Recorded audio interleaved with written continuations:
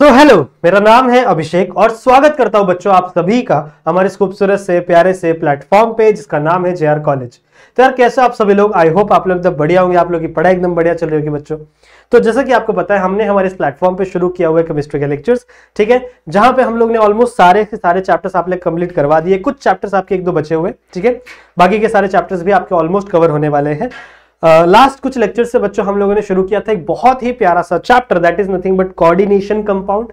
सही है, ये ऐसा चैप्टर है बच्चों जिसके अंदर आपको समझना बहुत सारी चीजें हैं, बहुत सारे कंसेप्ट आपको अप्लाई करने पड़ेंगे। सही है, तो इन्हीं चैप्टर्स को हम लोग समझ रहे हैं, शुरू कर रहे हैं बच्चों coordination chemistry. 2 lecture already available है हमारे प्लेटफॉर्म के ऊपर, तो अगर आपने उन लेक्चर्स को नहीं देखा है तो जरूर से जाके पहले उन लेक्चर्स को देखिए, पहले उन 2 लेक्चर्स को देखिए, तभी आपको तीसरा लेक्चर समझ में आएगा। अगर आप सीरीज वाइज चलेंगे, स्टेप बाय स्टेप चलेंगे, तो आपको चीजें बेटर तरीके से समझ में आएंगी, वरना बीच में से उठा के कोई भी टॉपिक देखो तो नहीं समझ में आएगा, इतना समझ में आएगा। ठीक है, तो इसीलिए अगर आपको पूरा लेसन अच्छे से पढ़ना है तो जितने भी लेक्चर्स आने वाले हैं, मुझे अभी नहीं पता कितने लेक्चर में बनाऊंगा इस चैप्टर पे, पर जितने भी लेक्चर्स आने वाले हैं बच्चों, डिटेल में सारे लेक्चर आएंगे, हर एक टॉपिक कवर किया जाएगा। सही है, और आपको हर एक चीज बेहतरीन तरीके से पढ़ाई जाएगी। समझ में आई बात? इतनी चीज तो गारंटीड है, चलेगा। सो आज के इस लेक्चर में हम लोग बात करने वाले हैं कोऑर्डिनेशन नंबर क्या होता है उसके बारे में, हम लोग बात करेंगे डबल सॉल्ट के बारे में, हम लोग कॉम्प्लेक्स नंबर की बातें करेंगे, ठीक है, कॉम्प्लेक्स कंपाउंड की बातें करेंगे, क्या डिफरेंस है डबल सॉल्ट और कॉम्प्लेक्स कंपाउंड में, क्या डिफरेंस है, ठीक है। फिर वर्नियर थियरी हम लोग पढ़ेंगे, बहुत सारे पोस्टुलेट्स है उनको स्टडी करने वाले हैं। तो बहुत मजा आएगा बच्चों आज के इस वीडियो के अंदर। इस वीडियो को एंड तक देखेंगे, जितने भी बच्चे देख रहे हैं वीडियो को स्किप बिल्कुल भी नहीं करेंगे। हाँ, अगर आपको वीडियो स्लो फील होती है तो आप उसकी स्पीड बढ़ा सकते हैं, 1.5x 1.75x जो भी आपको सही लगे वो आप कर सकते हैं, स्पीड बढ़ा सकते हैं, पर एंड तक देखना है सारी चीजें, ठीक है। आई नो आपको बहुत सारी चीजें आज समझ में आएंगी, ठीक है। तो बच्चों शुरू करते हैं। शुरू करने से पहले एक और चीज बता दूं, अगर आपने हमारा ऐप डाउनलोड नहीं किया, ये हमारा ऐप, इसे डाउनलोड कर लेना। जेआर ट्यूटोरियल्स का ऐप है, बहुत सारे कोर्सेज उसके ऊपर चल रहे हैं, तो उसका फायदा आप जरूर से उठा सकते हैं। और यदि आपको कोई भी डाउट होता है बच्चों केमिस्ट्री में, बायोलॉजी में, तो आप आ सकते हो मेरे यूट्यूब पे तो आप ऑलरेडी हो, आप आ सकते हो मेरे इंस्टाग्राम पे, यहाँ पर आप आकर मुझे मैसेजेस कर सकते हो, अपने जो भी डाउट्स है वो मुझ तक पहुंचा सकते हो। तो बहुत सारे बच्चे ऑलरेडी कनेक्टेड है, आप भी आकर कनेक्ट कर लो या फिर फॉलो कर लो आगे, ठीक है, चलेगा। तो बच्चों शुरू करते हैं आज के इस लेक्चर को, जहां पे हम लोग स्टडी करने वाले हैं अबाउट कोऑर्डिनेशन कंपाउंड्स, ठीक है, चलेगा। लेक्चर नंबर 3 है, जैसा कि आप देख रहे हो 2 लेक्चर ऑलरेडी आ चुके हैं। ओके, शुरू करते हैं बच्चों। लास्ट वाले कुछ लेक्चर्स में हम लोगों ने पढ़ा था बच्चों कि आखिरकार कोऑर्डिनेशन कंपाउंड्स होते क्या है, उनके अंदर मेटल आयन क्या होता है, लिगेंड्स क्या होते हैं, लिगेंड्स के टाइप्स कौन कौन से होते हैं, monodentate ligand, bidentate ligand, polydentate ligand भी हम लोग ने पढ़ा था, ठीक है। उसके सब टाइप्स थे ना, बाइडेंटेड लिगेंड, हेक्साडेंटेड लिगेंड, उनके एग्जांपल्स हम लोग ने स्टडी किए थे। सही है, तो वो सारी नॉलेज आज काम आने वाली है। आज हम लोग कुछ कैलकुलेशंस करेंगे, कुछ चीजें सॉल्व करेंगे, कोऑर्डिनेशन नंबर फाइंड करने की कोशिश करेंगे। भैया अलग अलग कंपाउंड में आपको दूंगा, उसके कोऑर्डिनेशन कंपाउंड्स, आप उसके कोऑर्डिनेशन नंबर आप कैसे फाइंड करोगे, ठीक है। तो उनकी बातें बच्चों आज के इस लेक्चर में होने वाली है। तो चलो आ जाओ, शुरू करते हैं बातें कोऑर्डिनेशन नंबर की। सबसे पहली बात करते हैं बच्चों नंबर की। What is mean by coordination number? देखो बहुत ही आसान सा टॉपिक है, अगर आप ध्यान से देखो, जितने नंबर ऑफ, ध्यान से सुनो मैं क्या बोल रहा हूं, जितने number of donor atom present होंगे, जितने भी number of donor atom present होंगे, क्लियरली सुनो मैं क्या कह रहा हूं, जितने number of donor atom present होंगे आपके कॉम्प्लेक्स के अंदर, उसी नंबर को हम कोऑर्डिनेशन नंबर कहते हैं। अब डोनर एटम कैसे डिसाइड होगा भैया? एक एटम में दो भी हो सकता है, जैसे बाइडेंटेड लिगेंड, EN आपका इथाइल डायमंड, ठीक है। इथाइल डायमंड क्या होता है बच्चों? एक ही कंपाउंड में 2 लिगेंड होते हैं, मतलब 2 लिगेंड नहीं, एक ही लिगेंड के अंदर 2 एटम होते हैं जो डोनेट करते हैं अपने इलेक्ट्रॉन्स को, समझ लो, इसीलिए उसको बाइडेंटेड बोलते हैं। तो जितने भी डोनेट करने वाले एटम प्रेजेंट होंगे आपके कॉम्प्लेक्स के अंदर, that number is called as coordination number. That number is called as बच्चों कोऑर्डिनेशन नंबर। इतनी बात समझ में आ गई? इतनी बात समझ में आ गई, ठीक है। तो इसका डेफिनेशन मैं आप लोग को लिख के दे दूं, चलेगा? लिख के दे दूं? ओके, लिख देता हूं, चलो ठीक है, मेरे साथ साथ लिखो, या फिर जब मैं बोलता हूं वीडियो पॉज करके नोट किया करो, तो उस समय नोट कर लिया करो, ठीक है, चलेगा। चलो, तो इसका डेफिनेशन क्या होगा बच्चों? The number of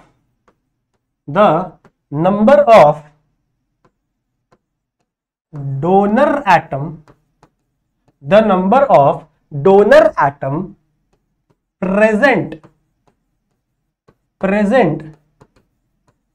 inside the complex, present inside the complex is known as, or you can say is known as coordinate number. इसी को हम क्या बोलते हैं बच्चों, कोऑर्डिनेट या कोऑर्डिनेशन, कोऑर्डिनेशन नंबर। और यू कैन से बच्चों कि जितने नंबर ऑफ बॉन्ड, एक और डेफिनेशन हो सकती है कि जितने नंबर ऑफ कोऑर्डिनेट बॉन्ड आपका सेंट्रल एटम मेटल, जो सेंट्रल मेटल एटम है वो बनाता है लिगेंड के साथ, ये भी एक डेफिनेशन हो सकता है, बहुत अच्छा डेफिनेशन है। और आप क्या लिख सकते हो, the number of bond formed by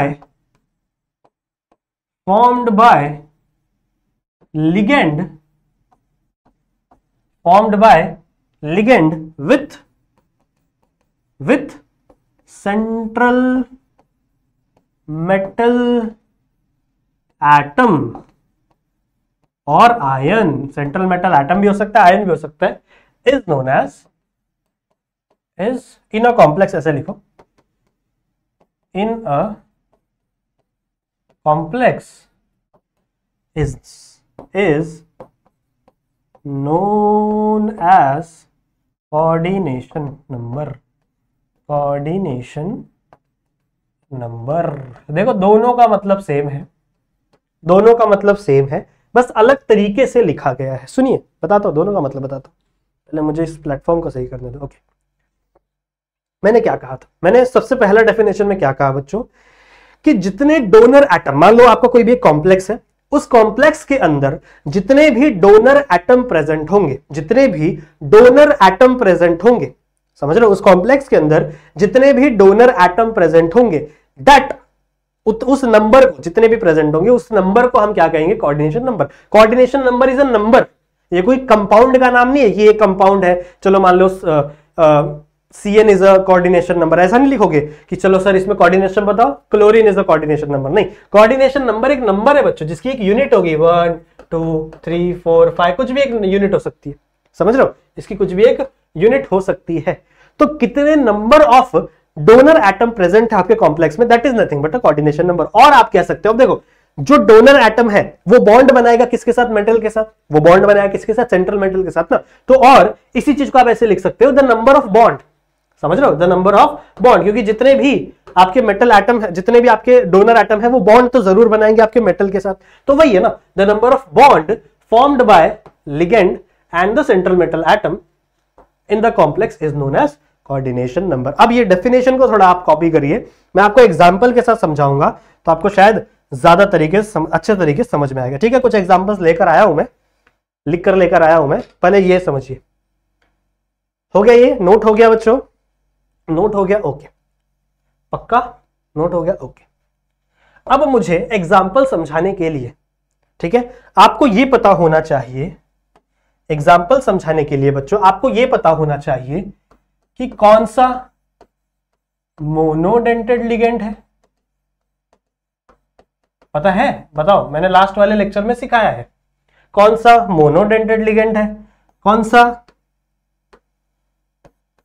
बायडेंटेड ligand है, ठीक है, और कौन सा पॉली नहीं लिखेंगे, हम लिखेंगे हेक्सा, कौन सा, हेक्साडेंटेड लिगेंड, ठीक है। इसके एग्जांपल्स आपको आने चाहिए, बहुत सारे एग्जांपल है, बहुत सारे एग्जांपल। अगर मैं सिर्फ मोनो की बात करूं तो मोनो में आपको बहुत सारे एग्जांपल है, जैसे क्लोरीन, ठीक है, chlorine is a monodentate ligand, जैसे ब्रोमीन, जैसे आयोडीन, फ्लोरीन भी हो सकता है, फ्लोरीन ज्यादा यूज नहीं करते वैसे हम लोग, जैसे CN is a monodentate ligand, और जैसे H2O is a monodentate ligand, okay, H2O भी हो सकता है, OH minus is a monodentate ligand, और भी बहुत बड़े सारे एग्जांपल है, समझ रहे हो, ये सारे क्या है बच्चों, मोनोडेंटेड लिगेंड, और भी बड़े सारे एग्जांपल्स हो सकते हैं इसके अंदर, ठीक है। Ammonia, NH3 is a monodentate ligand, NH2 भी कभी कभी यूज होता है, NH3 is a monodentate ligand. और बताओ, बढ़िया हो ठीक है, समझ रहे हो? तो ये सारे क्या है बच्चे, मोनोडेंटेड लिगेंड। बहुत सारे डेफिनेशन है इसके, बहुत सारे अलग अलग एग्जांपल है। अगर मैं बाइडेंटेड की बात करूं, बाइडेंटेड मतलब ऐसा कंपाउंड जिसके पास दो डोनर एटम है, तो इसका बेस्ट एग्जांपल है बच्चों इथिलीन डायमाइन, इथिलीन डायमाइन, ठीक है। एक और एग्जांपल है बच्चों इसका C2O4, C2O4 भी इसका अच्छा एग्जांपल है। एक और एग्जांपल है बच्चों इसका पिरिडीन, भी इसका अच्छा एग्जांपल है, ये भी अच्छा एग्जांपल है बाइडेंटेड लिगेंड, ठीक है। अच्छा, हेक्साडेंटेड लिगेंड का एक ही एग्जांपल आपको याद रखना है, EDTA, EDTA। लास्ट वाले लेक्चर में इसके बारे में बहुत सारी बातें की हमने, इसका डेफिनेशन तो नहीं, इसका फुल फॉर्म, इसका स्ट्रक्चर, किस तरीके से आपको स्ट्रक्चर ड्रॉ करना है, किस तरीके से आपको स्ट्रक्चर याद रखना है, क्योंकि इसका स्ट्रक्चर याद रखना थोड़ा सा डिफिकल्ट लगता है बच्चों को, मुझे नहीं पता क्यों, पर बहुत आसान स्ट्रक्चर है। तो इसका स्ट्रक्चर कैसे, समझ रहे हो? तो ये चीजें थोड़ा आपको पता होनी चाहिए कि कौन सा मोनोडेंटेड लिगेंड है, कौन सा बाइडेंटेड लिगेंड है और कौन सा हेक्साडेंटेड लिगेंड है। अगर आपको ये सारी चीजें पता होगी तो आप कोऑर्डिनेशन नंबर निकाल सकते हो, आप कोऑर्डिनेशन नंबर निकाल सकते हो। देखो मोनोडेंटेड लिगेंड का मतलब क्या है बच्चों, देखो सिंपल सा आपको मीनिंग बता दूं। मोनोडेंटेड लिगेंड का मतलब क्या है कि जितने भी है ना, जितने भी कंपाउंड है ना बच्चों, ये सिंगल बॉन्ड बनाते हैं। Single bond in the sense इनके पास सिर्फ सिंगल डोनर एटम होता है। आप ऐसा लिख सकते हो सिंगल बॉन्ड, या फिर लिख लो सिंगल डोनर एटम, समझ लो, सिर्फ एक ही डोनर एटम होता है। इनके अंदर कितने डोनर एटम है, दो डोनर एटम है, तो ये कितना बॉन्ड बनाएगा बच्चों, डबल बॉन्ड बनाएगा। मतलब एक्चुअली में डबल बॉन्ड नहीं बनता, दो अलग अलग बॉन्ड बनते हैं, मतलब एक ही कंपाउंड के बीच में डबल बॉन्ड नहीं बन रहा, दो अलग अलग बॉन्ड बन रहे हैं, समझ लो। तो टू बॉन्ड ऐसा लिखो, डबल बॉन्ड मत लिखो, टू बॉन्ड लिखो। मतलब इसके पास कितने डोनर एटम है बच्चों, दो डोनर एटम है, दो डोनर एटम है, समझ में आई बात? इसके पास कितने बॉन्ड बनाएगा, कितने अलग अलग बॉन्ड बनाएगा बच्चों, 6 बॉन्ड्स बनाता है, 6 बॉन्ड, समझ रहे हो? जेम्स बॉन्ड को भी पीछे छोड़ दिया। तो इसके पास कितने डोनर एटम बच्चों, 6 डोनर एटम, समझ रहे हो? इसके पास कितने डोनर एटम बच्चों, 6 डोनर एटम है। समझ में आ गई बात? अब मेरे पास कुछ एग्जांपल्स हैं, उन एग्जांपल से हम लोग फाइंड करना चाहते हैं बच्चों कि आखिरकार कोऑर्डिनेशन नंबर हम कैसे फाइंड करें। तो आज हम कुछ एग्जांपल लेते हैं। पहला एग्जांपल मैंने लिया है बच्चों K4FeCN6, this is the one of the example, ठीक है, this is one of the example. Okay okay, अच्छा एक चीज मैंने मिस कर दिया शायद, यहाँ पे आप H भी डाल सकते हो, हाँ H भी डाल सकते हो, H ऑल्सो अ एटम, और यहाँ पे आप CH3- भी डाल सकते हो, ये भी एक टाइप का सिंगल डोनर एटम है। अच्छा, ये आपको आया है कंपाउंड और आपको बोला गया है कि चलो बच्चों बताओ इसका कोऑर्डिनेशन नंबर कितना है। इसका, अरे चल नहीं रहा भाई, हाँ, इसका कोऑर्डिनेशन नंबर कितना है। तो कैसे फाइंड करोगे, आपको पहले पता होना चाहिए कि आपका जो लिगेंड है वो कितना डेंटेड है, क्या वो मोनोडेंटेड है, क्या वो बाइडेंटेड है, क्या वो हेक्साडेंटेड है। अगर मैं CN को देखूं तो CN बच्चों क्या है, CN is a monodentate ligand. CN क्या है बच्चों, मोनोडेंटेड लिगेंड है। पर कितने मोनोडेंटेड लिगेंड है बच्चों, 6 है ना। तो आपको लिखना है सबसे पहले नंबर ऑफ लिगेंड प्रेजेंट। देखो मैं आपको तरीका बताता हूं, देखो नंबर ऑफ लिगेंड प्रेजेंट, ठीक है, इसको, इस वैल्यू को आपको मल्टीप्लाई करना है बच्चों डेंटेशन से। इसको आपको मल्टीप्लाई करना है बच्चों, कितना वो डेंटेड है, कितना लोन पेयर, कितना वो बॉन्ड बना सकता है, कितना डोनर है, समझ लो, टाइप ऑफ डोनर, समझ लो, टाइप ऑफ डोनर, समझ लो। ये समझाने के लिए दे रहा हूं, ये कोई एक्चुअल में कोई फॉर्मूला नहीं है बच्चों, ये सिर्फ समझाने के लिए लिखा रहा हूं, सब समझाने के लिए लिखा रहा हूं, समझ रहे हो? तो अगर यहां पे बात करूं तो बच्चों कितने लिगेंड प्रेजेंट है, यहां पे 6 लिगेंड प्रेजेंट है, 6 लिगेंड प्रेजेंट है बच्चों। और ये CN कितना डोनर है, इसके पास एक ही डोनर है, बिकॉज इट इज मोनोडेंटेड। तो आपको CN को किससे मल्टीप्लाई करना है, 1 से मल्टीप्लाई करना है, इज इक्वल टू 6। तो मतलब इस कंपाउंड का कोऑर्डिनेशन नंबर क्या होगा, 6। मतलब ये कंपाउंड Fe जो है ना, मेन Fe, इसके साथ कितने बॉन्ड बनाएगा, ये Fe जो है ये CN के साथ कितने बॉन्ड बनाएगा, 6 बॉन्ड बनाएगा। कौन से बॉन्ड बनाएगा, कोऑर्डिनेट बॉन्ड बनाएगा, ना कि आयोनिक बॉन्ड, ना कि कोऑर्डिनेट बॉन्ड। कौन से बॉन्ड बनाएगा बच्चों, आ जाएगा ना, ओके, कोऑर्डिनेट बॉन्ड। चलो दूसरा क्वेश्चन ले, और एक क्वेश्चन लेते हैं भाई, मैं हमारे पास बहुत क्वेश्चन है।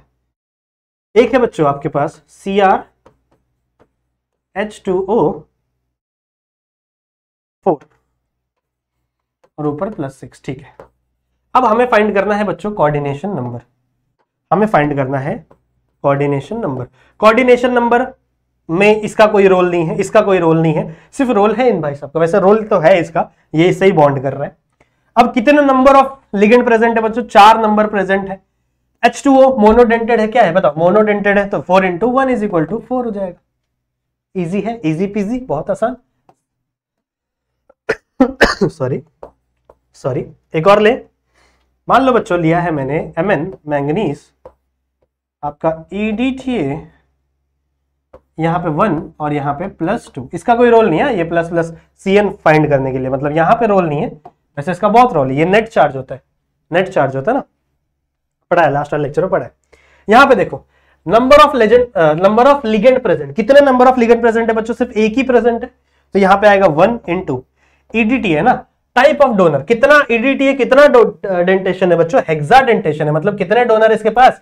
6 डोनर, तो 1 × 6 = 6, मतलब इसका कोऑर्डिनेशन नंबर क्या होगा? 6। इस कंपाउंड का कोऑर्डिनेशन नंबर क्या होगा बच्चों? 6 होगा। समझ में आया क्या? मुझे बताओ समझ में आया क्या? और ये सॉल्व करने के लिए आपके पास ये होना जरूरी है, आपके पास ये चीज होनी जरूरी है, आपको ये याद होना जरूरी है। So it is very important, और एग्जाम में 101% क्वेश्चन आएगा जहां पे आपसे बोला जाएगा कि चलो बताओ इस कंपाउंड का नेट चार्ज क्या है, कितना है, इस कंपाउंड का कोऑर्डिनेशन नंबर कितना है, इस कंपाउंड में जो अपना सेंट्रल मेटल एटम प्रेजेंट है उसका ऑक्सीडेशन नंबर कितना है। तो ये सारी चीजें पूछी जाएंगी। ऑक्सीडेशन नंबर वाला मैंने लास्ट वाले लेक्चर में पढ़ा है, वहां पे मैंने आपको ऑक्सीडेशन नंबर कैसे निकालते हैं वो सब सिखा है, ठीक है। तो कोऑर्डिनेशन नंबर कैसे निकालते हैं वो आपने सीखने को मिला, वो आपने सीखा, बराबर है बच्चों।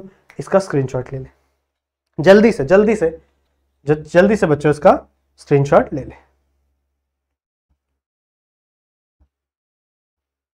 ठीक है। हो गया ओके।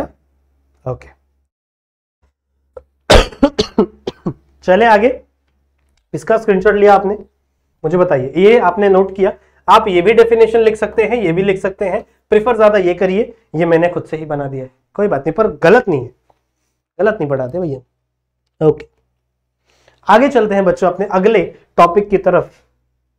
अगला टॉपिक है double salt and coordination complex. 2 चीजें हमें पढ़नी है। अच्छा देखो, ये जो क्वेश्चन है ना, ये बहुत फेवरेट क्वेश्चन है आपके एग्जामिनर का। ये जो क्वेश्चन है it is very very favourite, इसे इंपॉर्टेंट मार्क कर लीजिए।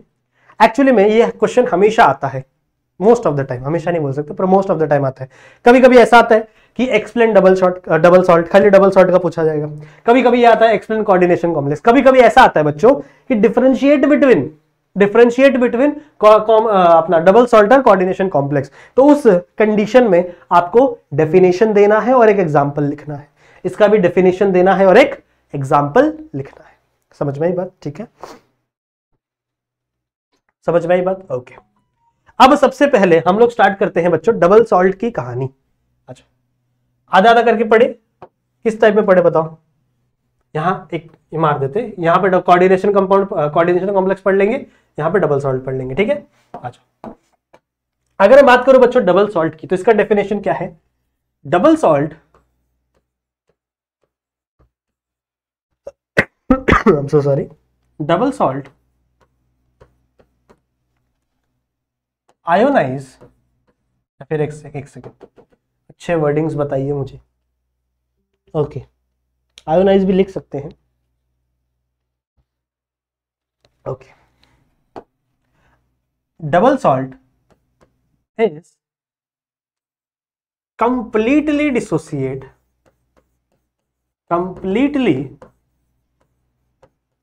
dissociate in water and forms ion। ठीक है, फॉर्म्स आयन। क्या बोला मैंने? देखो ध्यान से सुनो, डबल सॉल्ट क्या होता है बच्चों? डबल सॉल्ट ऐसे सॉल्ट्स होते हैं, एक टाइप ऑफ सॉल्ट है जो कंप्लीट डिसोसिएशन दिखाते हैं। जो क्या दिखाते हैं बच्चों? कंप्लीट डिसोसिएशन दिखाते हैं जब भी आप डबल सॉल्ट को पानी में डिसॉल्व करोगे। जब भी आप डबल सॉल्ट को पानी में डिसॉल्व करोगे तो वो कंप्लीटली डिसोसिएट होता है। मतलब इसका मतलब क्या है कि उसके अंदर जितने भी मॉलिक्यूल्स प्रेजेंट होंगे, जितने भी टाइप्स ऑफ मॉलिक्यूल्स प्रेजेंट होंगे, वो सारे के सारे अलग हो जाएंगे। वो सारे के सारे क्या हो जाएंगे बच्चों? डिसोसिएट हो जाएंगे। और वो क्या फॉर्म करेंगे बच्चों? आयंस का फॉर्मेशन करते हैं। वो किसका फॉर्मेशन करते हैं बच्चों? आयंस का फॉर्मेशन करते हैं। किसका फॉर्मेशन करते हैं बच्चों? आयंस का फॉर्मेशन करते हैं। ठीक है, तो अगर मैं इसके एग्जाम्पल की बात करूं, ठीक है, इसके एग्जाम्पल की बात करूं, बड़ा ही फेमस एग्जाम्पल है, क्या है बताओ? FeSO4 डॉट कंपाउंड है पूरा, ठीक है, FeSO4 डॉट NH4 थ्राइस, ठीक है, थ्राइस ही है ना, ट्वाइस है, so sorry, NH4 twice SO4 dot 6 time H2O। ये है एक डबल सॉल्ट। ये है बच्चों एक डबल सॉल्ट। क्या है? FeSO4 ये आपका अमोनियम है, ठीक है, तो it is like ferrous sulphate ammonium compound. FeSO4 NH4 twice, ठीक है, SO4 है, वापस SO4 है, और यहाँ पे 6 मॉलिक्यूल्स ऑफ वाटर है, ठीक है, 6 मॉलिक्यूल्स ऑफ वाटर है। जब ये वाला कंपाउंड, जब आप ये वाले कंपाउंड को वाटर में डालोगे, जब आप इस कंपाउंड को बच्चों वाटर के अंदर डालोगे तो ये कंप्लीटली डिसोसिएट होता है। अच्छा, इसको मोहर सॉल्ट भी बोलते हैं, ये भी लिख लो कहीं पे, इसको मोहर सॉल्ट भी बोलते, अरे यार सॉल्ट भी बोलते हैं, ठीक है, तो ये भी आपको पता होना चाहिए। अच्छा, जब आप इस चीज को पानी के अंदर डालोगे ना तो ये कंप्लीटली डिसोसिएट होता है। मतलब आपका Fe अलग हो जाएगा, आपका Fe अलग हो जाएगा, ठीक है, ओके, Fe प्लस यहां से निकल गया, प्लस यहां पे बच्चों आपके 2 मॉलिक्यूल्स ऑफ SO4 बाहर हो जाएंगे। देखो SO4 माइनस, ठीक है, फिर आपका NH4 प्लस बाहर हो जाएगा। समझ रहे हो? तो ये सारी चीजें यहां से बाहर निकल जाती है। यहां पे 2 माइनस आएगा, यहां पे 2 माइनस आएगा, ठीक है, तो ये बच्चों यहां पे सारी चीजें बाहर निकल, ये भी 2 है, ये भी 2 प्लस होगा। क्लियर है? ठीक है, तो बोला क्या मैंने बच्चों? बोला यही है कि ये आपका मोहर सॉल्ट था। क्या है? FeSO4 NH4 ट्वाइस, SO4 आपका 6 टाइम H2। H2 तो है ही भाई, H2 क्या होना है अलग। आपका Fe अलग हो जाएगा, Fe बाहर निकल गया। आपका SO4 दो, देखो एक SO4 यहां से, एक SO4 यहां से, 2 SO4 बाहर निकल गया, और आपका 2 मॉलिक्यूल ऑफ NH4 यहां से बाहर निकल जाता है। तो इसका मतलब क्या है कि ये जो सॉल्ट है ये कंप्लीटली टूट गया। ये जो सॉल्ट है बच्चों, ये जो सॉल्ट है ये कंप्लीटली टूट गया, कंप्लीट डिसोसिएशन दिखा रहा है। दैट्स व्हाई ऐसे सॉल्ट्स को हम लोग क्या बोलते हैं बच्चों? Double salt. समझ में आया क्या? प्लीज बच्चों इसे नोट करिए फटाफट से। मैं साइड हट रहा हूं वरना मैं इसको मिटा देंगे।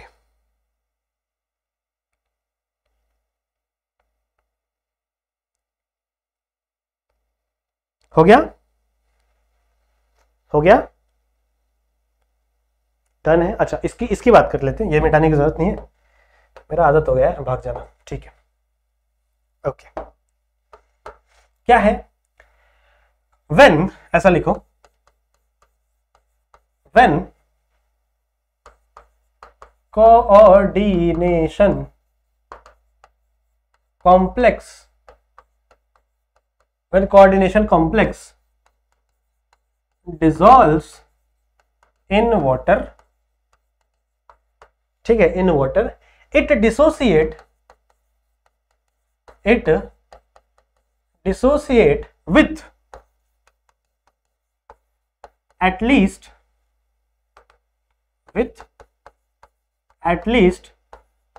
one complex left,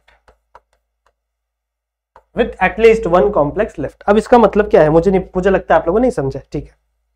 ये भी डिसोसिएट होता है, ये भी डिसोसिएट होता है बच्चों, पर इसकी कंडीशन है, ये कंप्लीट डिसोसिएशन नहीं होगा। ये कभी भी बच्चों कंप्लीट डिसोसिएशन नहीं होगा। जब भी ये डिसोसिएट होगा भी ना, मान लो अगर ये डिसोसिएट हुआ भी, तो जो इसका बाहर में काउंटर आयन प्रेजेंट होता है, मतलब एक कॉम्प्लेक्स के बाहर काउंटर आयन प्रेजेंट होता है, नहीं पता तो आप लोग मेरी लास्ट वाली वीडियो देखो, बताऊंगा अभी यहाँ पे भी, तो लास्ट वाली वीडियो देखो, वहां पे मैंने बताया काउंटर आयन डिसोसिएट हो जाता है, पर जो कॉम्प्लेक्स है, मेन कॉम्प्लेक्स है, समझ रहे हो, आपके जो ब्रैकेट के अंदर लिखा हुआ है ना, that complex will never dissociate, that complex will never dissociate. For example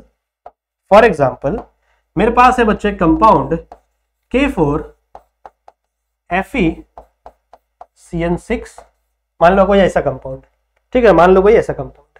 तो जब आप इस कंपाउंड को डिसॉल्व करेंगे पानी के अंदर, जब आप ऐसे कंपाउंड्स को डिसॉल्व करेंगे बच्चों पानी के अंदर, तो होगा क्या पता है, ये जो 4 पोटेशियम है ये आपका डिसोसिएट हो जाएगा, 4K+ आपका डिसोसिएट हो गया, 4K+ अब बच्चों आपका बाहर निकल गया। बचा क्या, क्या ये डिसोसिएट हुआ? नहीं, ये बच्चों आपका एज इट इज कॉम्प्लेक्स बना रहेगा, ये डिसोसिएट नहीं होगा।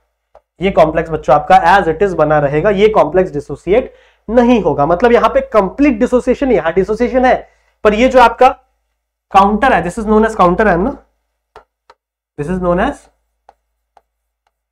Counter ion. तो आपका counter ion are ionizable, that counter ion can forms ion. Ionization मतलब क्या है, जो आयंस का फॉर्मेशन कर सके।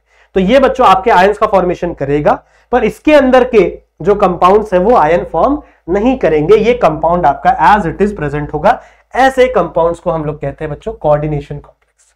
तो कोऑर्डिनेशन कॉम्प्लेक्स मतलब यही अपना जो कोऑर्डिनेशन हम लोग पढ़ रहे हैं बच्चों, तो वो डिसोसिएट नहीं होता, कंप्लीट नहीं होता, होता है थोड़ा बहुत पर कंप्लीट नहीं होता। पर आपका जो डबल सॉल्ट है कंप्लीटली क्या हो जाता है बच्चों, डिसोसिएट। जो भी आपका कंपाउंड है, एक ही एग्जांपल पढ़ो, बहुत सारे एग्जांपल दिए पर एक ही एग्जांपल पढ़ो, इनफ है, इनफ, ठीक है, note it down,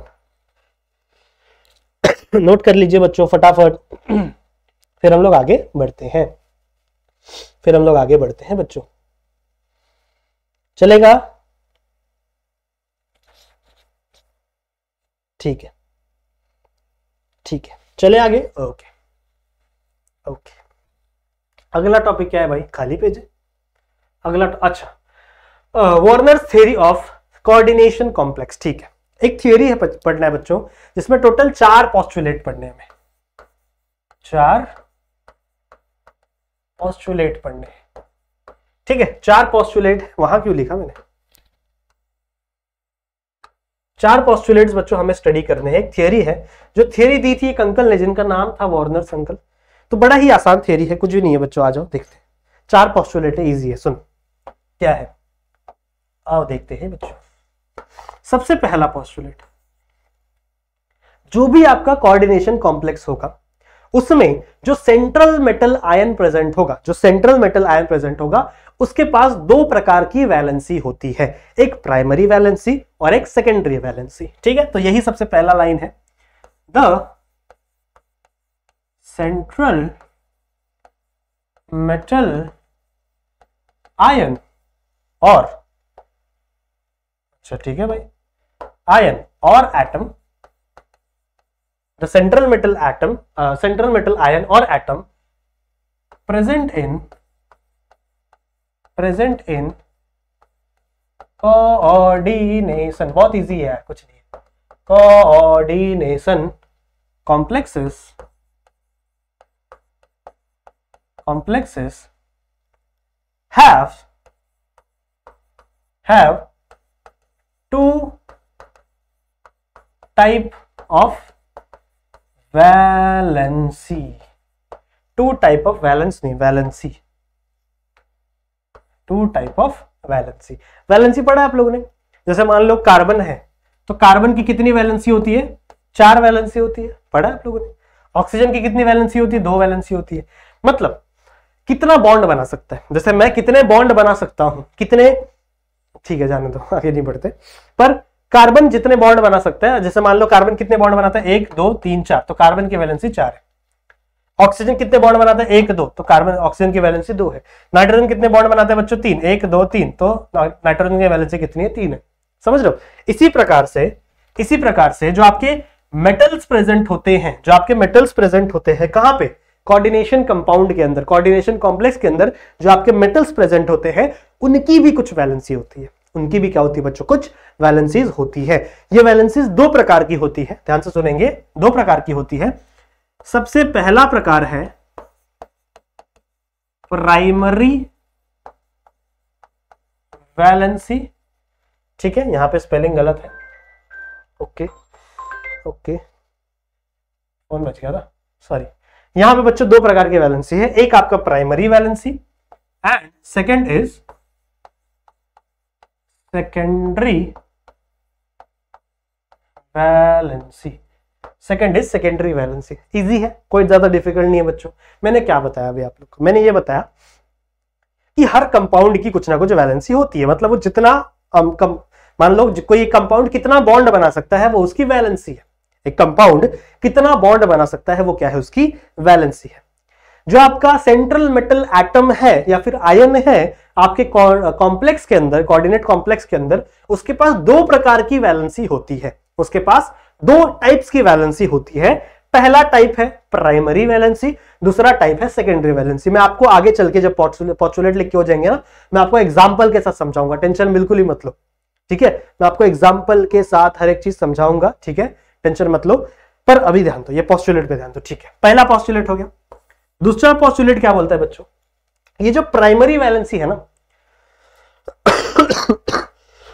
I am so sorry, जो पहला वैलेंसी है primary valency, it is ionisable, it is ionisable and it is you can say balance bye और फुलफिल बाय अनायंस, ठीक है। बैलेंस या फुलफिल कौन सा वर्ड है, I can't remember, satisfied, okay, ठीक है।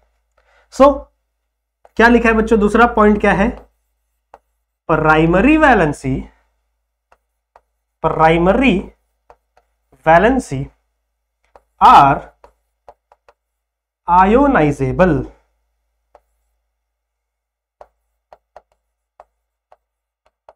ठीक है, आयोनाइजेबल एंड सेटिस्फाइड बाय कौन सेटिस्फाई करता है बच्चों इनको, अनायंस। मतलब ये वैलेंसी कौन भरता है, कौन ये वैलेंसी भरता है, जो मेटल्स के ऊपर आयंस है, वो मतलब मेटल्स के ऊपर जो आपने ये प्रेजेंट है, वैलेंसी प्रेजेंट है, मेटल्स की वैलेंसी उनको कौन फिल करता है, उनको अनायंस फिल करते हैं। What is anions, negative charge, what is anions, negative charge, ठीक है। Cations are positive in charge, ठीक है, cathode are negative in charge, okay. दो पोस्टुलेट समझ में आ गए, आगे लिखो क्या, आगे के पोस्टुलेट बताओ मेरे को, इतना लिखना है तो लिख लो, कॉपी मार लो, आगे के पोस्टुलेट में आगे लिखता हूं, हो गया, हो गया, ओके ओके, आगे लिखता हूं, थर्ड वाला वैलेंसी, थर्ड वाला पॉइंट, थर्ड वाला पोस्टुलेट, ठीक है। यहां पे हम लोग सेकेंडरी वैलेंसी की बात करते हैं। Secondary valency is non ionisable, non ionisable, ठीक है, नॉन आयोनाइजेबल एंड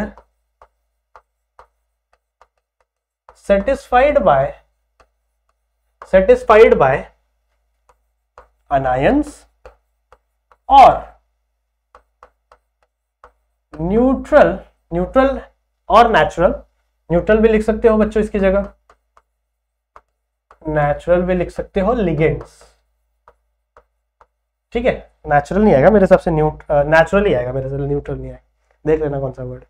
तो मेरे हिसाब से बच्चों, मेरे हिसाब से क्या पोस्टुलेट है भाई, मैं कुछ नहीं कर सकता। सेकेंडरी वैलेंसी जो है बच्चों, इट इज नॉन आयोनाइजेबल, मतलब ये टूट नहीं सकती। पहली वाली वैलेंसी टूट सकती थी, आयोनाइज हो सकती थी, पर दूसरी वाली वैलेंसी टूट नहीं सकती। और दूसरी वाली वैलेंसी को हम लोग सेटिस्फाई करते हैं या तो अनायन से कर दोगे या तो आप लिगेंड से कर दोगे। अगर ये दोनों वर्ड याद नहीं आ रहे तो सिर्फ लिगेंड्स लिख दो, लिगेंड से आप इसको क्या करोगे, सेटिस्फाई करोगे, ठीक है भाई, ठीक है भाई। चौथा और आखिरी पोस्टुलेट, चौथा और आखिरी पोस्टुलेट क्या कहता है बच्चों, कि आपका जो सेकेंडरी वैलेंसी वाले हैं, सेकेंडरी वैलेंसी होती है ना बच्चों, उसका एक फिक्स ज्योमेट्रिक शेप होता है, उसका एक फिक्स ज्योमेट्रिक शेप होता है, किस with around with obviously with central metal atom in complex, ठीक है। तो आपको कैसे लिखना है, secondary valency has fix geometric shape with metal, with central metal ion, with central metal atom in coordination complex। Okay, तो ये चार पोस्टुलेट थे बच्चों, मुझे पता है आपको नहीं समझ में आए इतने अच्छे से, पर मैं आपको एग्जांपल के साथ समझाऊंगा, आपको सब समझ में आ जाएगा, ठीक है। टेंशन बिल्कुल भी नहीं लेने का। अभी इस पोस्टुलेट को एक बार दोबारा पढ़ते हैं और थोड़ा कुछ समझने की कोशिश करते हैं। टाइम हो गया तो दोबारा पढ़ते हैं, कोशिश करते हैं। चलो ठीक है, 4 पोस्टुलेट है मैंने तुम लोगों को जैसा बताया बच्चों। पहला पोस्टुलेट क्या कहता है? पहला पोस्टुलेट कहता है द सेंट्रल मेटल एटम या फिर ion present in the coordination complex, जो भी आपका सेंट्रल मेटल आयन प्रेजेंट है आपके कोऑर्डिनेशन कॉम्प्लेक्स में, उसके पास 2 प्रकार की वैलेंसी होती है। उसके पास 2 प्रकार की वैलेंसी होती है। पहली वैलेंसी को हमने नाम दिया है प्राइमरी वैलेंसी, दूसरी वैलेंसी को हमने नाम दिया है सेकेंडरी वैलेंसी। ओके, बहुत अच्छी बात। फिर ये क्या कह रहा है कि आपका जो प्राइमरी वैलेंसी है ये बच्चों आयोनाइजेबल होता है। ये क्या होता है? आयोनाइजेबल होता है एंड सेटिस्फाइड बाय अनायन। इसको कौन सेटिस्फाई करता है बच्चों? कौन इसको फिल करता है? अनायंस फिल करते हैं। बहुत अच्छी बात है। फिर आपका थर्ड पॉइंट क्या कहता है? थर्ड पॉइंट आपका ये कहता है कि secondary valency is non ionisable. जो सेकेंडरी वैलेंसी बच्चों वो आयोनाइजेबल नहीं है एंड सेटिस्फाइड बाय अनायंस या फिर लिगेंड्स। ठीक है, लेजेंड याद आता है लिगेंड्स। ठीक है, समझ में आ गया? Okay. Secondary valency has fixed geometric shape with central metal atom and coordination complex. अब इसका मतलब मैं आपको समझाता हूं एक एग्जांपल के साथ। आइए बच्चों उस एग्जांपल को लेते हैं। नीचे जा, रुक जाओ। है एग्जांपल तो है मेरे पास। नहीं ये नहीं है, नहीं ये नहीं है। ठीक है, ठीक है, यहीं पे लेते एग्जांपल, यहीं पे लेते एग्जांपल। ठीक है, आ जाओ। मान लो बच्चों फॉर एग्जांपल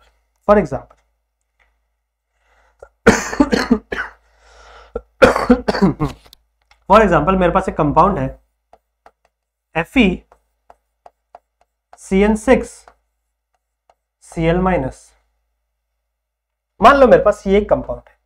अब इसके अंदर आपका सेंट्रल मेटल एटम कौन सा है? This is the central metal atom. सही बात है, सही बात है।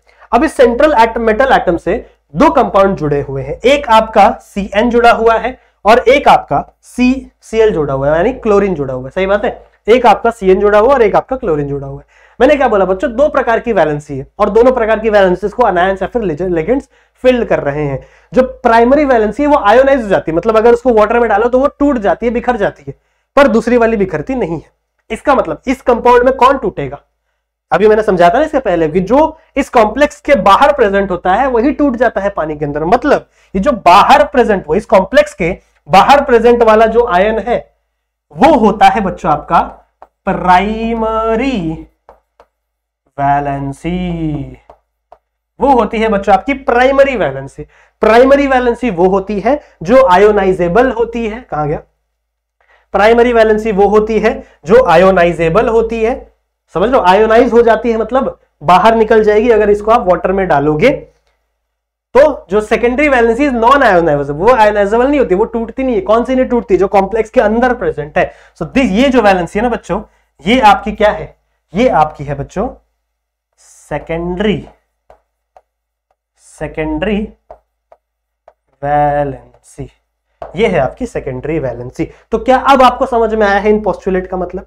अच्छा, एक और चीज, सेकेंडरी वैलेंसी जो होती है ना बच्चों, उसका फिक्स ज्योमेट्रिक शेप होगा, उसका फिक्स ज्योमेट्रिक शेप होगा। तो अगर इसको देखोगे आप Fe को, तो इसका ऐसे ही शेप होगा, मतलब कुछ ऐसे ही होगा, हमेशा एक के सामने एक, एक के सामने एक, एक के सामने एक। इसको थोड़ा अलग बनाते ऐसे, समझ रहे हो? और यहां पे Cn लगा है, समझ रहे हो? तो इनका फिक्स ज्योमेट्रिक शेप होता है, इनका फिक्स ज्योमेट्रिक शेप होता है। किसका? सेकेंडरी वैलेंसी का। तो ये है बच्चों सेकेंडरी वैलेंसी, ये है आपका प्राइमरी वैलेंसी। हमेशा याद रखेंगे कि जो प्राइमरी वैलेंसी है वो बाहर प्रेजेंट होगा कॉम्प्लेक्स के, इसीलिए वो आयोनाइजेबल है। अगर आप इसी चीज को पानी के अंदर डाल दोगे तो आप Cl- बाहर निकल जाएगा, अलग हो जाएगा, और आपका कॉम्प्लेक्स बचेगा अलग। समझ रहे हो? ये आपका कॉम्प्लेक्स बचेगा अलग। क्लियर है? तो ये अलग हो जाता है, ये अलग हो जाता है। तो आयोनाइजेबल कौन है? ये आयोनाइजेबल है। दैट्स व्हाई जो बाहर वाला कंपाउंड प्रेजेंट है वो आपकी प्राइमरी वैलेंसी दिखाता है। वैलेंसी किसकी है? सेंट्रल मेटल एटम की। वैलेंसी मतलब क्या, कितने बॉन्ड बना सकता है। तो जो बाहर वाला जो बॉन्ड बना रहा है वो प्राइमरी, जो अंदर वाला बॉन्ड बना रहा है वो सेकेंडरी। जो बाहर वाला बॉन्ड बना रहा है प्राइमरी, जो अंदर वाला बॉन्ड बना रहा है वो सेकेंडरी। इसका स्क्रीनशॉट ले लो बच्चों, बहुत इंपॉर्टेंट है।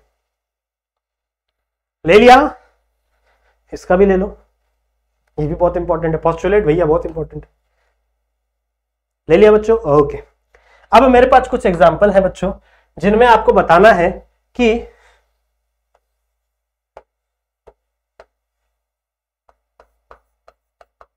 प्राइमरी वैलेंसी कितनी है और सेकेंडरी वैलेंसी कितनी है। मतलब है तो कौन सी है और कितनी है, ये आपको बताना है। समझ रहे हो, कौन सी प्राइमरी वैलेंसी है, कौन सी सेकेंडरी वैलेंसी है, और अगर है तो कितनी है, कितनी पड़ी हुई है। बहुत आसान है, देखो इस कंपाउंड में देखोगे तो प्राइमरी मतलब बाहर वाला, जो बाहर है वो प्राइमरी, जो बाहर रहता है, जो बाहर वाला है वो प्राइमरी। बाहर वाली मेन होती है नहीं ना, ठीक है। तो जो बाहर है बच्चों वो प्राइमरी, जो अंदर है वो सेकेंडरी, ठीक है। तो ये है आपका Cl, बाहर प्रेजेंट है, तो ये आपका क्या हो जाएगा, प्राइमरी। तो प्राइमरी वैलेंसी कौन है बच्चों, आपका Cl। कितना प्रेजेंट है, 3 प्रेजेंट है। ऐसा क्वेश्चन पूछा जा सकता है आपके एग्जाम में कि प्राइमरी वैलेंसी कौन सी है और कितनी प्रेजेंट है। तो Cl है, 3 प्रेजेंट है, ठीक है। सेकेंडरी वैलेंसी कितनी है बच्चों, कौन सी है बच्चों, NH3, कितनी प्रेजेंट है, 6 प्रेजेंट है। सही बात है। यहां पे प्राइमरी नहीं है, secondary yes, CO carbon monoxide कितना प्रेजेंट है, 5 प्रेजेंट है। ये भी आपका मोनोडेंटेड ही होता है। फिर यहां पे बच्चों है, बच्चों क्या है आपका, कोई है प्राइमरी है, नहीं प्राइमरी नहीं है। क्या है, सेकेंडरी यस, कौन सी है, क्लोरीन है, कितनी है बच्चों, 6 है। तो मेरे हिसाब से शायद अब आपको समझ में आ गया होगा कि प्राइमरी वैलेंसी क्या होती है और सेकेंडरी वैलेंसी क्या होती है, ठीक है। समझ में आ गया क्या, मुझे बताइए प्राइमरी वैलेंसी क्या होती है, सेकेंडरी वैलेंसी क्या होती है। अगर आपको समझ में आया होगा तो बहुत अच्छी बात है, इसे नोट कर लीजिए बच्चों। समझ में आ गया, ठीक है। सो बच्चों आई होप जितनी चीजें मैंने आज आपको पढ़ाई है, वो चीजें आपको समझ में आई होंगी, ठीक है। बहुत मजा आया बच्चों आप लोगों के साथ इस लेक्चर वीडियो को करके, ठीक है। पढ़ा के मुझे बहुत अच्छा लगा। आई होप आपको देख के भी उतनी चीजें समझ में आई होंगी, अच्छा भी लगा होगा। तो इस वीडियो को शेयर कर देना अपने सारे दोस्तों के साथ। ऐसे ही बच्चों वीडियोस आती रहेंगी हमारे प्लेटफॉर्म पे, तो जरूर से इस प्लेटफॉर्म को सब्सक्राइब कर लो। अगर आपने नहीं किया है तो वीडियो शेयर कर लो, और अगर आपने मुझे इंस्टाग्राम पे फॉलो नहीं किया है तो कर सकते हो। कोई भी डाउट है आपके पूछ सकते हो, कोई आपको फीडबैक देना, अगर आपको मेरा पढ़ाना अच्छा भी लगता है तो आप यहाँ पे आके मुझे बताओ, मुझे बहुत अच्छा लगेगा। अगर मुझे बच्चे बोलते हैं ना कि सर आपने बहुत बढ़िया पढ़ा दिया, मुझे बहुत अच्छा लगता है, ठीक है। समझ में आ गई बात। तो आई होप आप लोग को ये वीडियो पसंद आई होगी। इस वीडियो को यहीं तक रखते हैं बच्चों, नेक्स्ट लेक्चर में मिलते हैं जहां पे हम लोग और भी बहुत सारी डिटेल बातें करेंगे कोऑर्डिनेशन नंबर के बारे में, कोऑर्डिनेशन कंपाउंड के बारे में। तब तक के लिए आप अपना ध्यान रखिए, अपने हेल्थ का ध्यान रखिए, and keep studying. Bye bye.